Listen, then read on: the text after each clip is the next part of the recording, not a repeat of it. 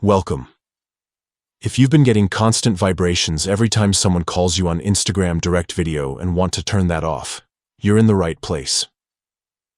Today, I'll walk you through the updated steps to easily disable the vibration for Instagram direct video calls on your phone.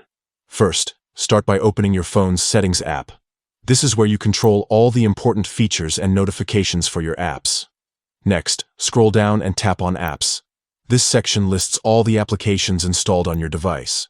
From the list, find and select Instagram. This will open the app-specific settings where you can manage notifications and permissions. Now, tap on Notifications. Here, you can customize how Instagram alerts you, including sounds, banners, and vibrations. Look for the option labeled Instagram Direct Video Call. This is the notification category specifically for video calls on Instagram Direct. Once you're in the Instagram Direct video call settings, you'll see a toggle for Vibrate. Simply switch this toggle off. This action will stop your phone from vibrating when you receive a video call through Instagram Direct. And that's it. You've successfully turned off vibration for Instagram Direct video calls. From now on, your phone will ring or show the call notification without vibrating, giving you a quieter and less distracting experience.